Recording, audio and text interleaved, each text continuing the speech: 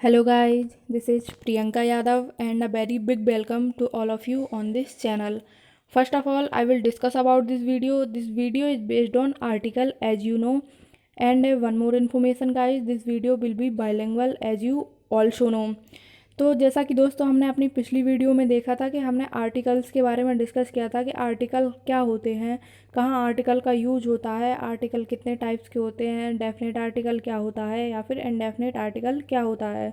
तो दोस्तों अगर आपने पिछली वीडियो नहीं देखी है आर्टिकल की तो प्लीज़ जाके देख लीजिए, क्योंकि आपको यह वीडियो तभी समझ में आएगी जब आपने पिछले वीडियो के सारे रूल्स और एग्जाम्पल अच्छे से पढ़े होंगे। तो हमने अपने पिछले वीडियो में डेफिनेट आर्टिकल की बात की थी, तो आइए उसी सीरीज को आगे बढ़ाते हुए हम उसके नेक्स्ट रूल पर डिस्कस करेंगे। तो आइए देख लेते हैं यहाँ पर हमारे डेफिनेट आर्टिकल द का अगला यूज। यहाँ पर दिया गया है रिलीजियस बुक्स। रिलीजियस मीन्स क्या होता है दोस्तों? रिलीजियस मीन्स होता है धार्मिक धार्मिक किताबें, जैसे कि द रामायण हुआ, द गीता हुआ, द महाभारत हुआ। तो यह हमारी जितनी भी पुस्तकें धार्मिक हैं तो उनसे पहले हम आर्टिकल द का यूज करेंगे। यहाँ पर एक अपवाद दिया गया है दोस्तों, आइए उसे देख लेते हैं। यहाँ पर दिया गया है लेकिन धार्मिक ग्रंथों के नाम के पहले लेखक के नाम का प्रयोग होने पर, यानी कि हमारी जो जैसे कि रामायण एक धार्मिक पुस्तक है, इससे पहले अगर इसके ऑथर यानी कि लेखक का नाम आ जाए तो धार्मिक ग्रंथों के नाम के पहले दा का प्रयोग नहीं होता है। अगर सिर्फ धार्मिक ग्रंथ की बात की गई है तब हम आर्टिकल दा का यूज करेंगे।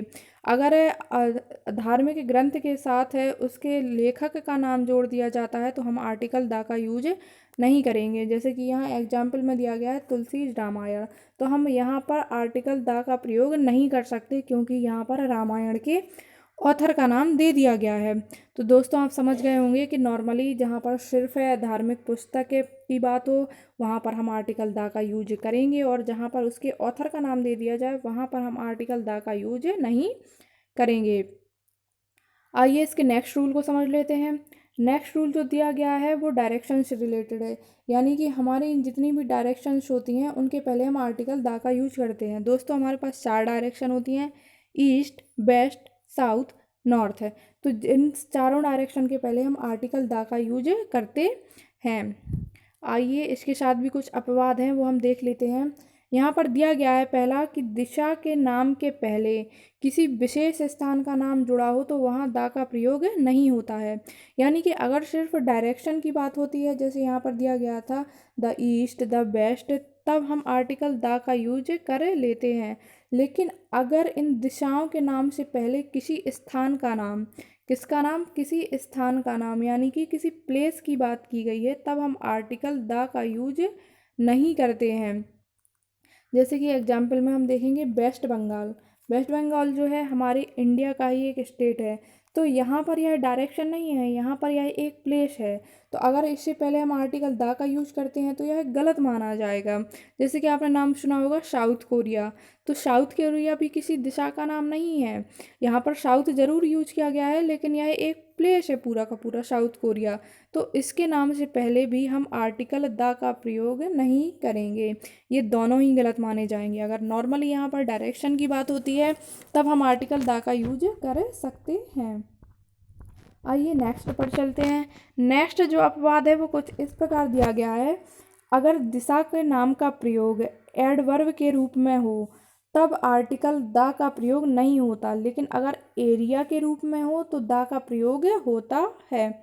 आइए से एग्जाम्पल से और अच्छे से समझ लेते हैं। यहाँ पर हमारा जो एग्जाम्पल है वो दिया गया है go north with he lives in the north है, यानी कि गो नॉर्थ विद, यहाँ पर हिम लिख लीजिए दोस्तों, यानी कि यहाँ पर फिर यह सेंटेंस इस प्रकार हो जाएगा कि आप उसके साथ नॉर्थ जाइए, वह नॉर्थ के एरिया में रहता है। तो यहाँ पर किसी डायरेक्शन की कोई बात नहीं हुई है। यहाँ पर जो हमारा पहला नॉर्थ है वो एडवर्ब के रूप में हुआ है। किस रूप में हुआ है? एडवर्ब के रूप में। और यहाँ पर जो हमारा ए नॉर्थ है वो एरिया के रूप में यूज हुआ है। जैसे आप बताने लगते हैं कि मैं पूरब दिशा की ओर रहता हूँ, मेरा घर पूरब दिशा के एरिया में पड़ता है, तो यहाँ पर वही बात की गई है दोस्तों। तो हमने सॉरी हमने रूल में देखा था कि जहाँ पर एडवर्ब के रूप में हो वहाँ हम आर्टिकल द का प्रयोग नहीं करेंगे, इसलिए यहाँ पर आर्टिकल द का यूज नहीं होगा। लेकिन यहाँ पर एरिया के रूप में जब बात की जाए तो आर्टिकल द का यूज होना कंपलसरी हो जाता है। तो दोस्तों इसे याद रखिएगा कि अगर नॉर्मली डायरेक्शन की बात होती है तब आर्टिकल द का यूज करेंगे, और अगर यहाँ पर दिया गया है अगर उससे दिशा के नाम से पहले किसी प्लेस का नाम दिया गया है तब हम आर्टिकल द का यूज नहीं करेंगे। और अगर जो हमारा अगर दिशा का नाम का प्रयोग जो एडवर्ब के रूप में हो तब भी हम आर्टिकल द का यूज नहीं करेंगे, लेकिन अगर एरिया के रूप में हो तब हम आर्टिकल द का यूज करेंगे। तो यह तो ही दोस्तों डायरेक्शन की बात। आइए अपना नेक्स्ट रूल देख लेते हैं। हमारा जो नेक्स्ट रूल है आर्टिकल का वो यहाँ पर देखते हैं। हमारा नेक्स्ट रूल है, यहाँ पर दिया गया है डिजर्ट। डिजर्ट मीन्स क्या होता है दोस्तों? डिजर्ट मीन्स होता है रेगिस्तान। डिजर्ट मीन्स रेगिस्तान होता है दोस्तों। तो आप सभी लोग रेगिस्तान तो जानते ही होंगे। तो जहाँ भी डिजर्ट की बात की जाए, रिलीजियस कम्युनिटी यानी कि धार्मिक संप्रदाय की बात की जाए, फिजिकल पोजीशन एक्सप्रेसिंग वर्ड यानी कि किसी भौतिक अवस्था को बताने वाले शब्द की बात की जाए, यूनिक थिंक, यूनिक थिंक यानी कि कोई अलग सी चीज़ जो सबसे अलग हो, वहाँ पर हम आर्टिकल द का यूज करेंगे। गवर्नमेंट ब्रांच की बात जहाँ की जाए वहाँ हम आर्टिकल द का यूज करेंगे।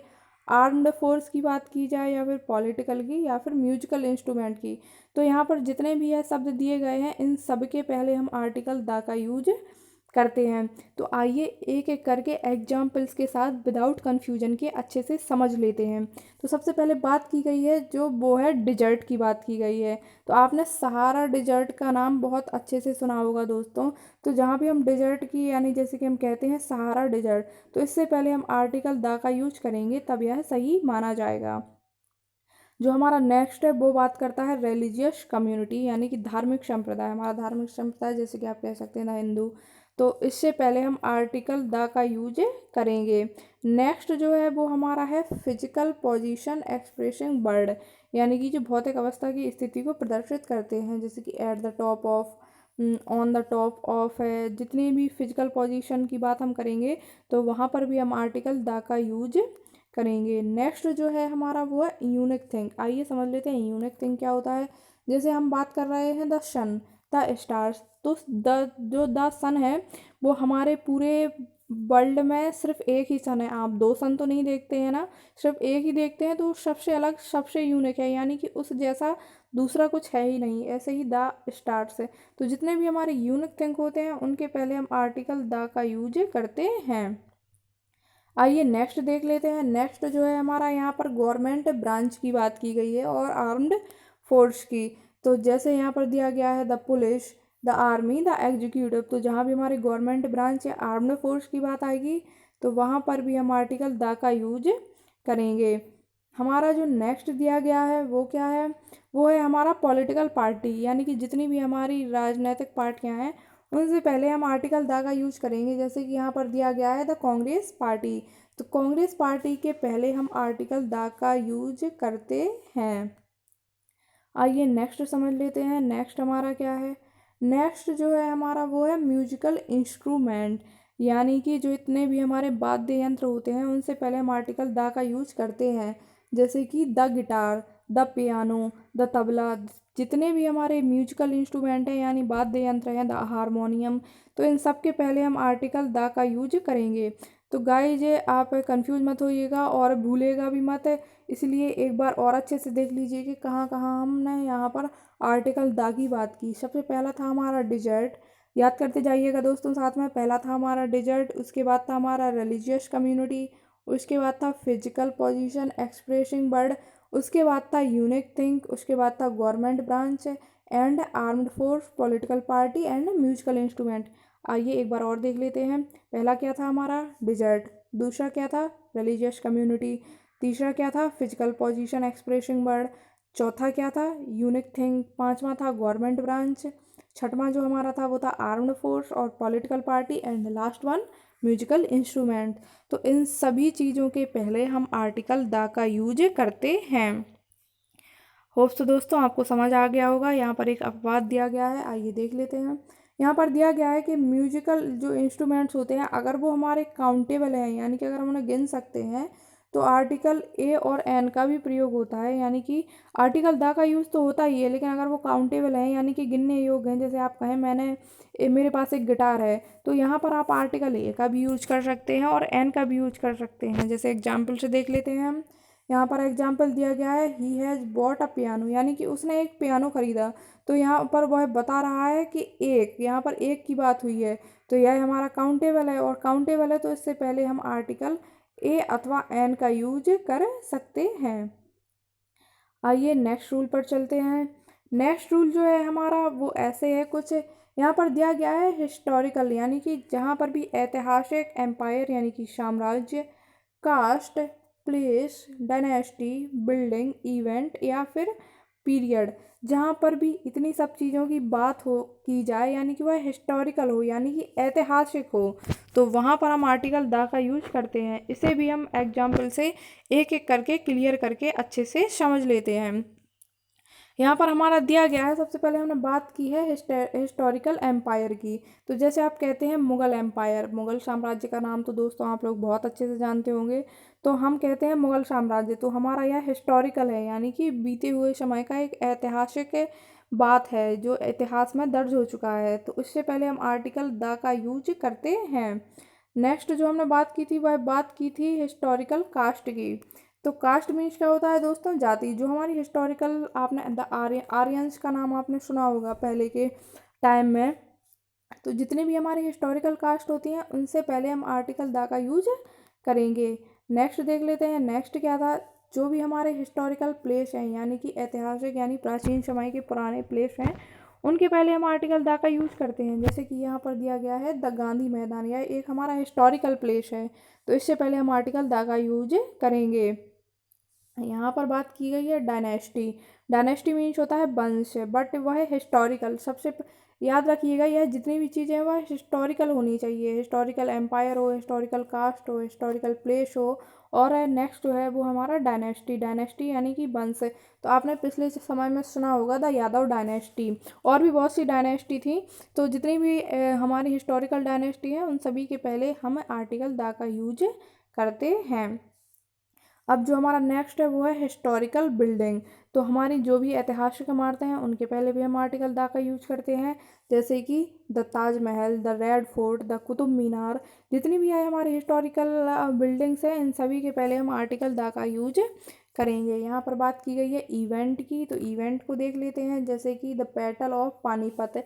इवेंट मीन्स होता है दोस्तों घटना, कि पुराने समय में कौन सी घटना हुई है। तो आपने सभी लोगों ने पानीपत युद्ध का नाम बहुत अच्छे से सुना होगा। तो जितने भी हमारे पुराने इवेंट है यानी कि हिस्टोरिकल इवेंट है, उन सभी के पहले हम आर्टिकल द का यूज करेंगे। आइए नेक्स्ट देख लेते हैं अपना।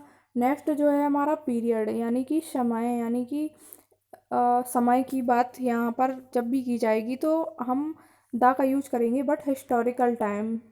जैसे कि यहाँ पर बात की गई है द मिडिल एज। हमारा जो हिस्ट्री है वो फर्स्ट एज, मिडिल एज और लास्ट वन एज में डिवाइड किया गया है। तो जब भी हम मिडिल एज की बात करेंगे तो वहाँ पर हम आर्टिकल द का यूज करेंगे। जैसे हम कहते हैं कि प्राचीन इतिहास, मध्यकालीन इतिहास और आधुनिक इतिहास, तो जितने भी इन टाइम पीरियड की बात होगी हिस्टोरिकल हो, बट तो उससे पहले हम आर्टिकल द का यूज करेंगे। तो आइए इसे जल्दी से एक बार और अच्छे से रिवाइज कर लेते हैं। यहाँ पर किन किन चीज़ों की बात की गई है। यहाँ पर historical empire, historical caste, historical place, historical dynasty, historical building, historical event और हिस्टोरिकल पीरियड। तो यहाँ पर जितनी भी चीज़ों की अगर कहीं बात आती है तो उन सब के पहले हम आर्टिकल द का यूज करते हैं। आइए अपने नेक्स्ट रूल पर चलते हैं हम इसी के साथ। हमारा जो नेक्स्ट रूल है वो कुछ इस प्रकार। तो जो हमारा नेक्स्ट रूल है आर्टिकल का वो यहाँ पर दिया गया है द प्लस एडजेक्टिव। एडजेक्टिव तो आप अच्छे से जानते होंगे दोस्तों कि एडजेक्टिव क्या होते हैं, जो नाउन को क्वालिफाई करें, यानी कि नाउन की विशेषता बताएं। तो द प्लस एडजेक्टिव का जो कॉम्बिनेशन है उसका प्रयोग प्लूरल नाउन के रूप में व्यक्तियों का वर्ग बताने के लिए किया जाता है। तो जैसे कि अगर आप कहते हैं, आइए से एग्जाम्पल से हम क्लियर कर देते हैं कि यहाँ पर रूल हमसे क्या कहना चाह रहा है। जैसे आप बात करते हैं सिर्फ रिच की, रिच मीन्स होता है अमीर। तो अगर हम सिर्फ रिच की बात करते हैं तो उसका मीन्स हो गया अमीर, यानी कि अगर हम इससे पहले कह दें कि कोई व्यक्ति अमीर है तो वहाँ पर सिर्फ रिच वर्ड का प्रयोग किया जाए। लेकिन अगर आप जैसे एक अमीर व्यक्तियों के समूह की बात करना चाहते हैं, एक मतलब उसे एक में काउंट ना करके उसे एक पूरा ग्रुप बना के आप उसे काउंट करना चाहते हैं, तो उससे पहले हम आर्टिकल द का यूज करते हैं। जैसे कि यहाँ पर दिया गया है द रिच, द रिच का मीन्स हो गया अमीर लोग। यहाँ पर किसी एक अमीर व्यक्ति की बात नहीं की गई है, यहाँ पर किसी एक विशेष वर्ग समूह की बात की गई है, यानी कि बहुत सारे अमीर लोगों को अगर हम कहना चाहें तो हम उन्हें द रिच कह के बोलेंगे। जैसे कि द यंग, यहाँ पर युवाओं के समूह की बात की गई है। तो जितने भी, जैसे कि हम कह सकते हैं द पुअर है, सॉरी द पुअर नहीं, जैसे कि यहाँ पर हम कह दिया द रिच है। और भी हमारे जितने भी हमें ग्रुप की बात करनी है अगर बताने के लिए, तो हम वहाँ पर आर्टिकल द का यूज करते हैं। जैसे कि अगर हम कहते हैं कि द रिचेज, अगर हमें वहाँ पर रिचेज लिख देते हैं, और अगर जैसे हम कहते हैं कि किसी चीज़ को हमें सिंगुलर से अगर प्लूरल बनाना होता है तो उसके लास्ट में हम एस का यूज कर देते हैं। तो हमें ऐसे यहाँ पर एस का यूज नहीं करना है। अगर हम लिखते हैं द रिचेज तो हम उसे अमीर लोग नहीं कहेंगे, ये हमारा गलत हो जाएगा। अगर हम लिखते हैं द रिच तब हम एक समूह की बात करते हैं। यहाँ पर दोस्तों यहाँ थोड़ा गलत हो गया है, यहाँ पर पुअर्स होगा, द पुअर्स है। तो अगर हम द पुअर्स कहते हैं तो वो हमारा गलत हो जाएगा। और लेकिन अगर हम एक सब से समूह को रिप्रेजेंट करना चाहते हैं तो वहाँ पर हम आर्टिकल दा लगा के और प्लस उसमें एडजेक्टिव जोड़ देते हैं, तो वह हमारे एक विशेष समूह या वर्ग को प्रदर्शित करता है। तो दोस्तों हमने आज की वीडियो में जितने भी रूल अच्छे से डिस्कस किए हैं उन्हें प्लीज़ अच्छे से समझिए, लर्न कीजिए, और अगर आपको समझ नहीं आते हैं तो कमेंट बॉक्स में कमेंट कीजिए, हम आपके डाउट सारे क्लियर करेंगे। और दोस्तों अगर आपको यह वीडियो पसंद आया है तो प्लीज़ चैनल को सब्सक्राइब कीजिए, वीडियो को लाइक कीजिए, और हम अपने अगले वीडियो में आपको ऐसे ही रूल्स और एग्जाम्पल्स के साथ सारी चीज़ें समझाते रहेंगे। और जहाँ भी आपको प्रॉब्लम हो तो आप प्लीज़ कमेंट बॉक्स में एक बार कमेंट करके हमें बता दीजिएगा। Thank you so much guys.